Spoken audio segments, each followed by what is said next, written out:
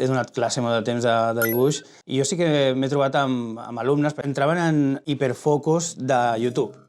YouTube és un món on pots anar descobrint i clicant, no? I tens una mica de tot, no només tens el single, sinó pots anar a veure el seu documental.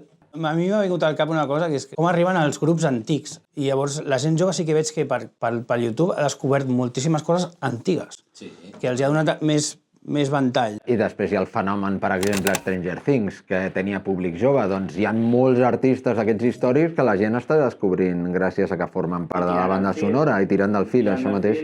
Tirant del fil. Jo ara també pensava en una cosa que ja no sé si els joves fan, però que és anar a la botiga de discos i comprar-te un disc. Per la portada. Exacte, molt bé. Perquè és el que he pensat. Jo potser quan vaig canviar d'estil algun cop, me'n recordo perfectament, vaig anar a comprar Oasis, perquè anàvem al concert amb el meu pare, i vaig acabar comprant-me un disc de Biohazard. Per la portada, perquè la portada em va impactar tant que vaig anar allà com una... Ara, si ho escoltes tot en plataformes, es tracta una mica d'això, d'alguna vegada arribar a artistes que no tenen que veure amb el que tu segueixes o amb el que et diu el teu algoritme. Perquè si no, si estàs escoltant, jo què sé, shoegaze, doncs et passaràs escoltant shoegaze 2 anys fins que et cansaràs perquè et sortirà un grup recomanat que sona el mateix, un grup recomanat que sona el mateix, amb la qual jo crec que la capacitat aquesta d'anar variant és el que et farà que el teu background musical sigui ric. I jo crec que això depèn molt de la persona. Al final acabes fent amic, com he dit al principi, de més friquis com tu. Però, per exemple, jo recordo quan era petit i anava a classe, doncs érem 3 els que ens interessava la música una mica que no sonava per la ràdio en aquell moment.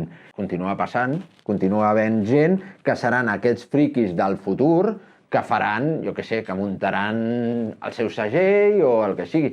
Ara, moltes de les promotores petites que hi ha de concerts d'altres rotllos, no només de guitarres, surten a partir d'un músic jove que ajunta amb altres que han coincidit a 4 concerts i decideixen muntar això.